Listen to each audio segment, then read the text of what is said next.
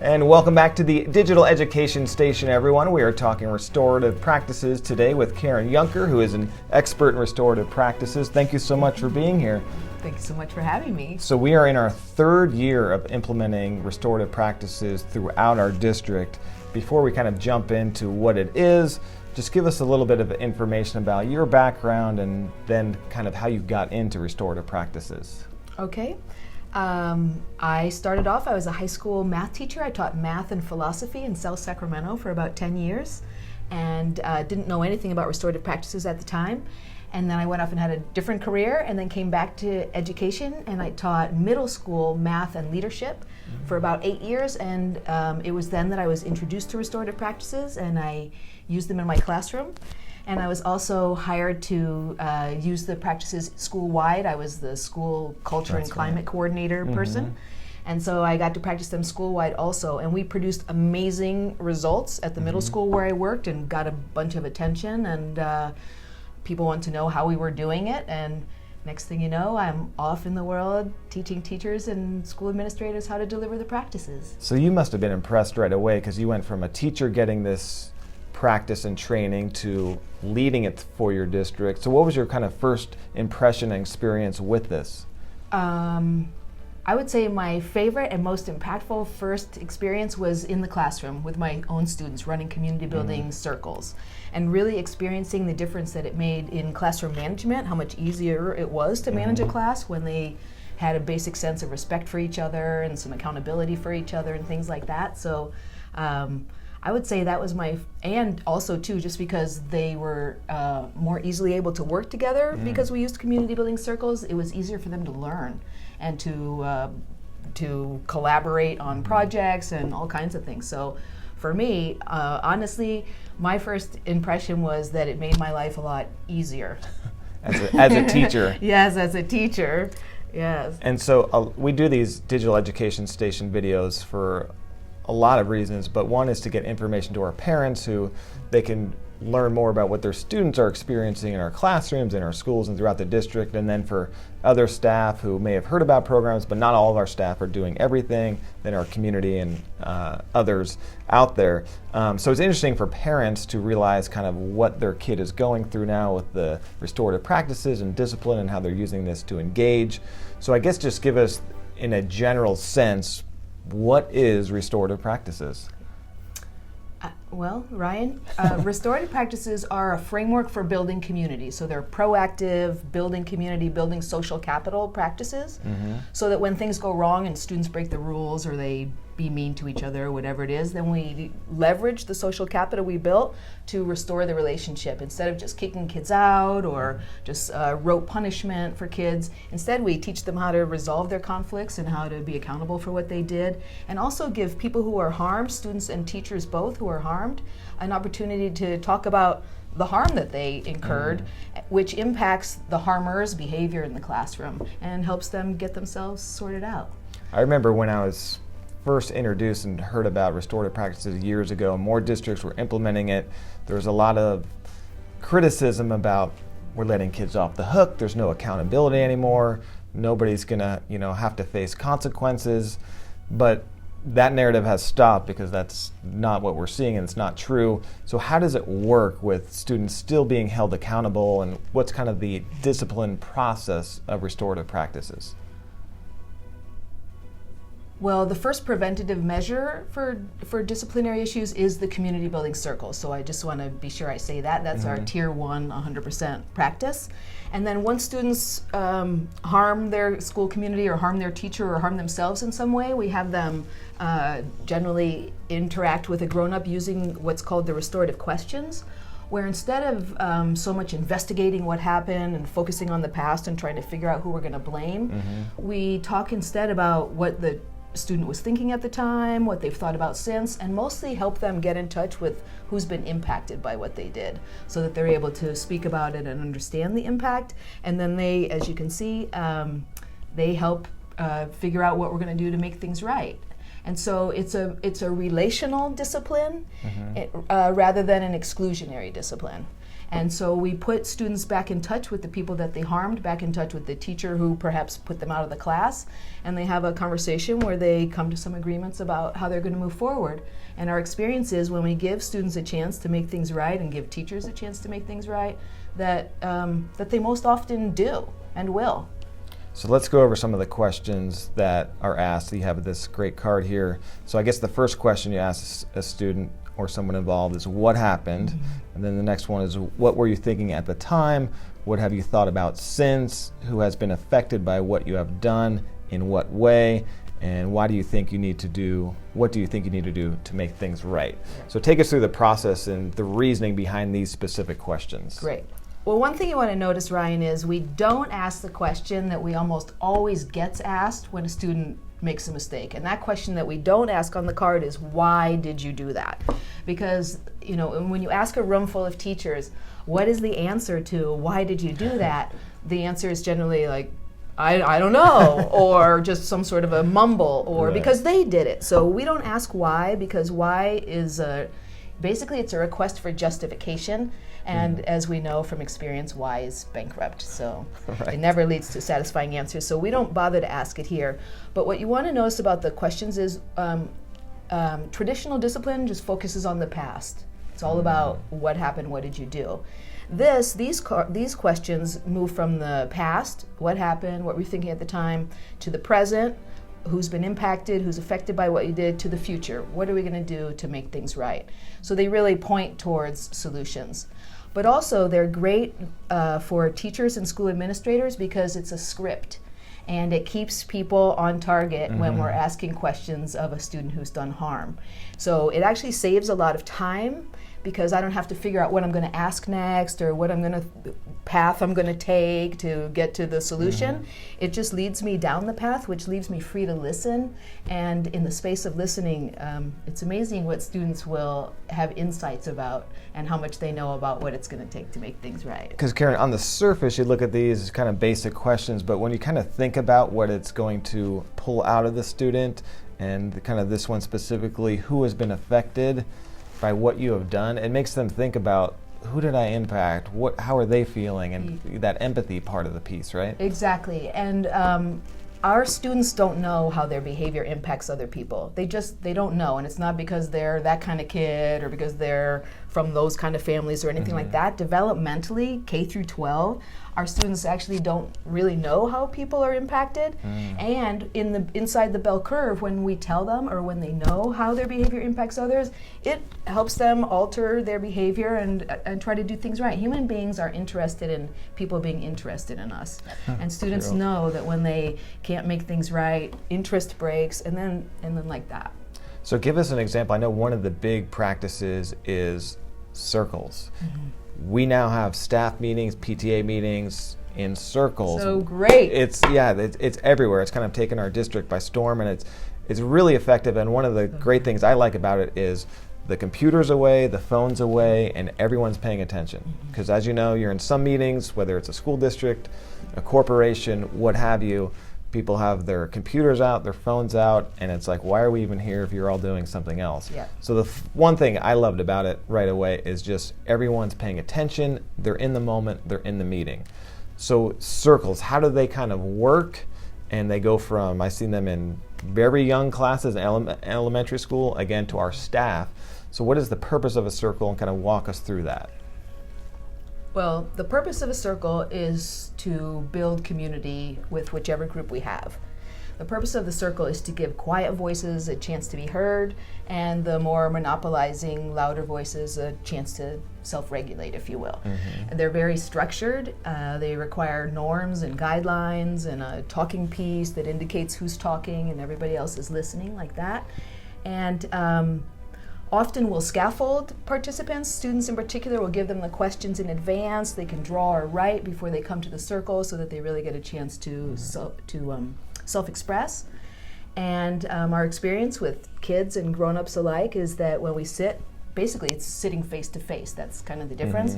When we sit face to face like that and share about our work or about our lives and the things that are important to us, that it grows empathy in the room, which grows a capacity to collaborate and agree and disagree in healthy ways. So what are some of the norms that allow that to happen? So the loudmouth in the room's not always talking, or the quiet person, they have a chance to have their voice heard. Well, I'll answer that question, but I want to say it's always best to, whatever the group is you're working with, to generate the public agreements together. But I'll tell you the basic ones that I use when I don't have time to do that, when I'm a guest or like that, and the ones I suggest for people to get started. So the first norm is to respect the talking piece.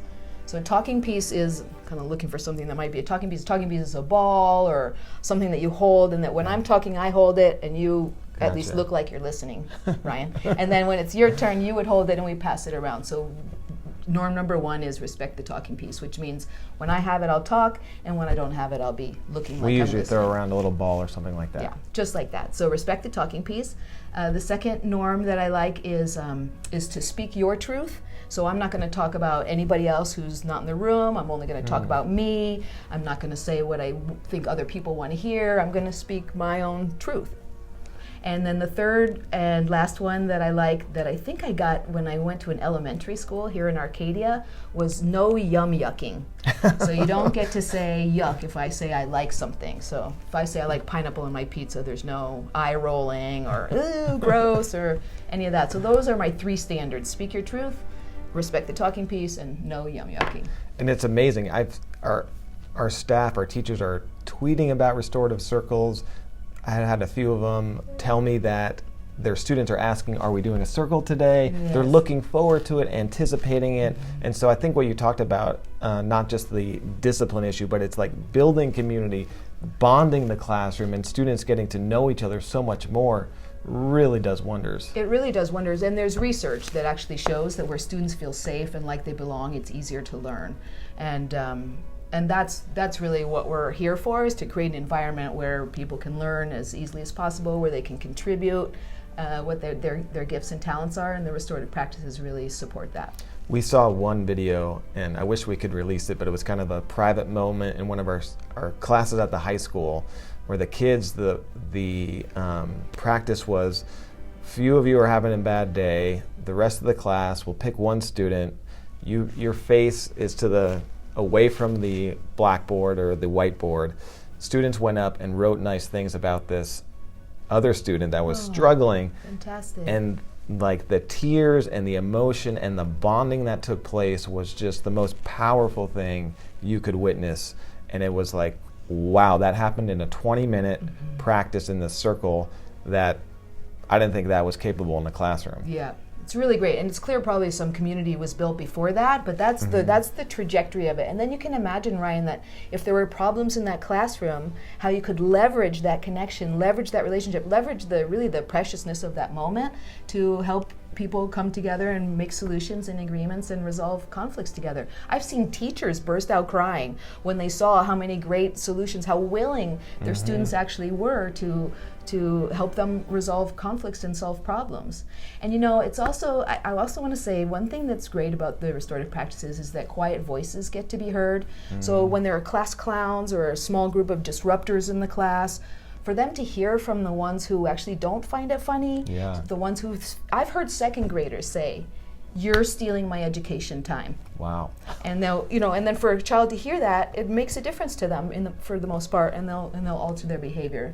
So I really want parents to hear, and I want teachers who haven't tried this to hear yet, that this is really about safety, it's about belonging, and it's about academic achievement, and the restorative practices do a great job. Really, they're the plate that holds all of that. So that's a good question. Before we get to the fishbowl, is parents, a lot of parents will be watching this so they know what their students are experiencing and they want to be in touch.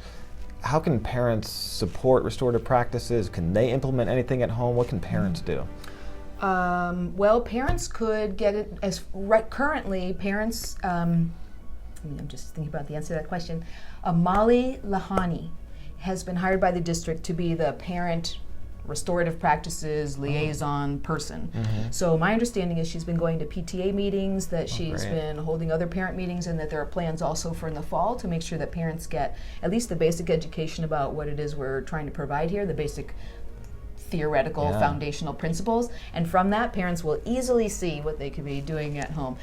The practices are very simple, they're very clear and efficient, so I think that's a great plan to have the parents be on board with trainings next year. Another great reason to join our PTAs, that is for sure. That is right. And so I hear a lot about the fish bowl too. I don't know anything about the fish bowl. What is the fish bowl? Well, the fish bowl is a really great problem-solving strategy that works best after a community's been built, where someone who has a problem they'd like to solve or something they'd like feedback on gets to sit basically in the middle of the circle with a couple of support people around them, and the group, after the teacher or the person who's getting the input tells about whatever issue they has, tells about how they feel about it, then the group, it's a very rigorous way for the group to give that person a great list of input or solutions or feedback about whatever issue they had, and then the participant chooses 2 or 3 of those things that they'll try in real life to make a difference in whatever the issue was. I've seen teachers sit in the fishbowl and have students give them help. One was about students weren't coming for test redos and she just couldn't figure that out, so they gave her great suggestions about how to handle that. Redos went up.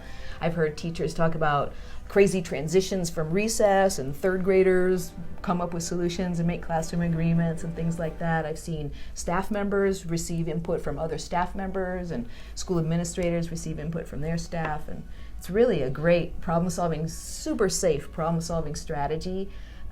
I've done it and I didn't even realize it, because I've done it twice now, because Dr. Hacking has led a few of our staff meetings and smaller meetings, and we've done it. I just didn't know it was called the fishbowl, and it was very effective, because it is, you're getting this input, there's a nice process to it, so you streamline kind of this idea generation period.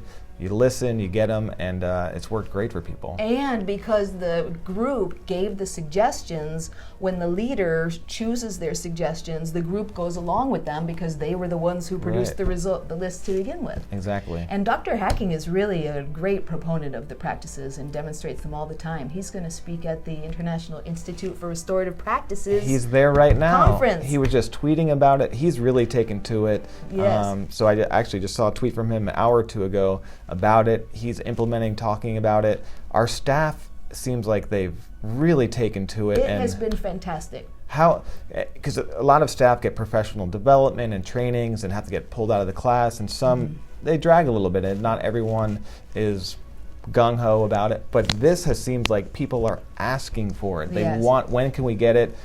And I think Lori McQuaid was telling me about 70% of our teachers now in our 3rd year have already been trained, a lot of our classified staff. You are all over the country training districts. What do you see in Arcadia, and why do you think it's taken so well here? I think it's partly taken so well here because the superintendent gifted it to the district in a certain sense. So in most districts where I am, it's schools are trying to push it like, oh, it's doing great in my classroom, let's use it in the school, or schools like, oh, it's great here, let's use it in the district. But here, the superintendent, we have all our trainings here. Superintendent provides substitutes. There was no mandating of the practices, that it was completely word of mouth and people practicing them and telling their colleagues, and then colleagues getting excited about it. And we just had our second front office staff and nurse and yard duty training, and all because people want to do it on their own, and I think that makes a big difference. The places where I go where people are told we're going to do it, it just doesn't go that well. People don't flock towards it like they have here. But I also think there's something about the superintendent saying this is how we're going to do it, and actually being in the training himself, that made a difference. And then I also think because the way leadership is here at Arcadia, principals are leading it at their sites in a way that's making a difference. Most districts, they think I'm going to come in and save the day. Here it was clear Arcadia was going to save its own day. And you're right, Superintendent Dr. Benalsto has been trained. He does it in our staff meetings. We just did it in a PTA meeting with parents so he can explain to them what it's like. We all went through the process. Dr. Hacking, all the principals do it with their staffs. So it really just penetrates through, and we've had trainings that are really successful. One thing recently, Leader and Me, where people see it in other classrooms down the hall and they go, I want that. Yes. This is another one of those where teachers see it, they hear from their colleagues about how did that happen? They start to explain the process. They say, when can I get trained? Yeah, that's right. Okay, so take us through a process for a student getting disciplined, kind of the difference between the old school student go see principal, you did something wrong, to now the more restorative practices approach, and kind of the difference in what that looks like from a student-parent perspective. All right. I would say the first place it starts is with classroom teachers using these questions themselves with the student. So, and really, I encourage sweating the small stuff. That if we sweat the small stuff, then stuff doesn't grow to be big stuff. So the first step would be, suppose you're in my classroom, I'm a 7th grade teacher, and you're doing that thing, and I'm talking with you about it. That would be the first thing, would be that you and I would have a conversation about it. And I would ask you, what's going on for you? And I would try to figure out, I would tell you how it felt for me to have this happen and like that, and I would really try to work it out with you on our own. Just want to say that's the first thing, because the restorative practices are relational. So, but if you ended up, or a student ended up having to go to the principal, then they would likely be met with a reflection form that has these questions on it, an opportunity to think about the questions before they come to the principal or whoever it is they're going to meet with. The idea then is to take these questions and to consider how the teacher or the class, and on the other side of the card are questions for people who are harmed or people who are challenged by the behavior.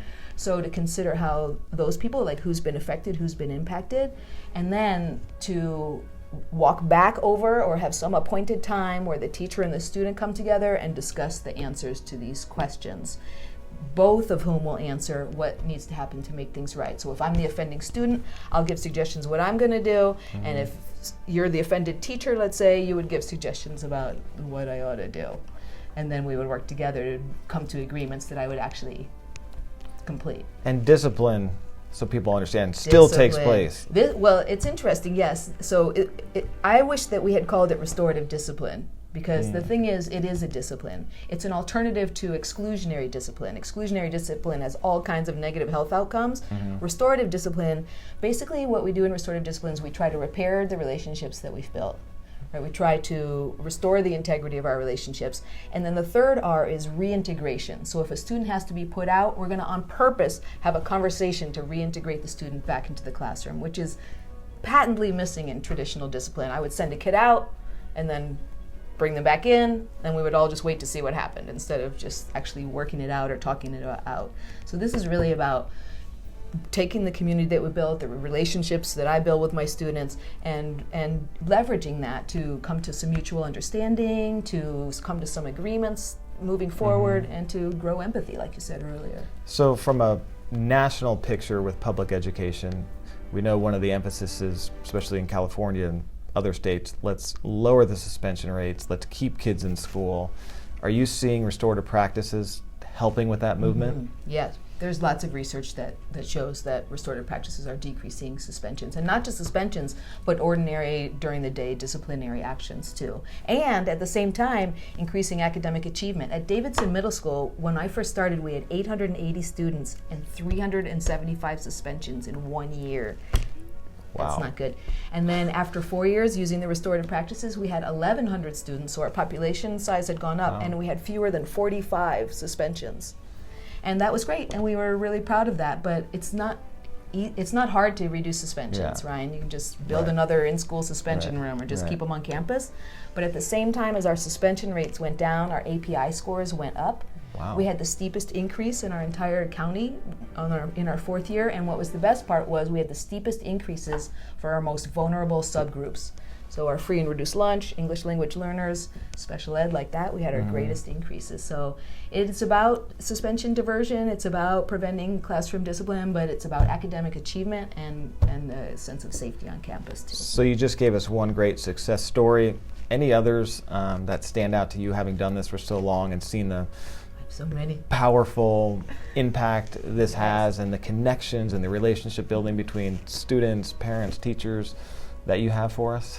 All right, I'm gonna tell 2 stories. Okay, so one's a classroom story. So I had a student who he was that guy. He was just constant need of attention, up out of his seat, didn't really treat anybody with respect, and it was just like, oh, so hard to put him in a group. And for me, trying to be restorative, it was rough. He was a challenge for me. And we did community building circles in the classroom. And one day I asked the students who was their hero and why. And people gave various answers. And when it was Walter's turn, he told us that his hero was his grandmother, because when his parents didn't want him anymore, she took him in. Wow. And everybody was like, oh, wow. And then he told us that she had died right before school had started. And in an instant, our dynamic with Walter changed. It was suddenly Walter was there. Oh my gosh, there's Walter. And Walter felt us, and it changed everything in the classroom. I mean, he still was him, but he really calmed down a lot. People were more willing to work with him. He was more willing to be worked with, and it really made a humongous difference for him. He kept getting in trouble in his other classes, so we put him in front of a student panel to help divert his suspension. And when the students asked him, why do you only get good behavior reports in Ms. Younker's class, he told everyone, his other teachers, his crying parents, everybody, he said, because it's the only place where I feel like I belong. And people were like, oh, so they all started circling up in Walter's classes after that. I could imagine. Could you just hear that? And I don't even know Walter from a hole in the wall, but it's like you feel for him immediately. Right away, yes. It was, and I remember the moment. It actually felt like it got a little bit brighter in the room. It was really... It was fantastic. He taught me a lot. And so it gives you an understanding of the students as to, okay, he's dealing with a lot right now, and so that explains it. And let's be a little nicer to Walter, and then he reciprocates, and that's amazing. And another thing is, because we handled him restoratively as he kept getting in trouble on campus, he got himself sorted out, and he ended up graduating with his class, which we never thought was going to happen. He ended up doing what it took to keep his grades up and keep going, graduate with his class. And he graduated with a great reputation as being a boy who was really great with girls, respected girls, stood up for girls, treated girls great. Smart young man to be known as that. Awesome. But he really ended up, and he would tell you that he was glad he got in trouble because it helped him like permanently get out of trouble, rather than just keep getting in trouble over and over and over because nobody helped him make it right. I find it fascinating, too, about Walter's case. You said that in your classroom he was great, a changed person, and the dynamic was much different. But when he went to the other cultures, the other classrooms, it didn't carry over and translate. Yeah, because he didn't have a sense of belonging there. They hadn't been building social capital or building relationships. They had just been doing whatever the curriculum was. And I want to be clear, teachers, you don't have to stop doing your curriculum to do the circles, because delivering curriculum in a circle builds community too. So I don't have to be talking about heroes or all that stuff. I could be talking about, my subject matter, how they relate to my subject matter, things like that. And that develops community too, because like we were talking about before, it kind of puts us face to face. Community building circles and equity sticks. Very cool. Off we go. One other success story for us? Well, I'd like to tell a success story about grown-ups. Let's do it. I work in a middle school where the culture and climate for the staff was such that people were leaving the school in droves, and it's a good school to be at. I mean, it looks good to other people. I'm sure they get a lot of applications. But people were leaving because the climate between the adults was so really just poisonous. And so I had office hours. The principal and I decided I was going to have office hours. And any grown-ups who wanted to come and talk about whatever problem they were having with a colleague, they could come. They didn't have to promise to solve it. They didn't have to do anything. It was just an opportunity to talk about it and maybe learn some new language, new ways to think about it. And we had two main protagonists. And they had been arguing and fighting with each other for over 5 years. It wasn't a new thing. It was a long time, and they had their teams, the whole world. I know you know what I'm talking about. And unbeknownst to one, the other one signed up to have a restorative conversation with me, unbeknownst to the other one. Wow. And they each said to me, oh, the other one will never sign up for this. And I already knew, oh my gosh, they already did. Yeah. And I suggested to both, new way of thinking about it, maybe we could have a conversation, and they both agreed. And we came together, we had a very structured conflict de-escalation conversation for about an hour, and then I left them alone, and they talked for 3 more hours, and they completely resolved their thing in a way that had a bunch of the other staff sign up for appointments. But people could not believe that we resolved that long-standing grievance, and like they had been pretty rotten to each other, I do want to say. Yeah. And we solved it in Wow. the space of about an hour and a half because they were courageous enough to come and have a conversation that just might make a difference. That's amazing. It was great. This has been one of our longer digital education stations, but it's just been a fascinating conversation. I think it's so important, and so many of our students are impacted by it, so many of our teachers are doing, and our staff, so it's been absolutely wonderful. What is the website where we can find more information about you and restorative practices? Terrific. My website is restorativebestpractices.com. Karen Yunker, thank you Karen so Yunker. much It's for your my time. pleasure, Ryan. Appreciate it. Thanks for all you're doing for our kids and our staff. Appreciate it. Thank you. Thank you, everyone. That is the Arcadia Unified Digital Education Station. We'll see you next time.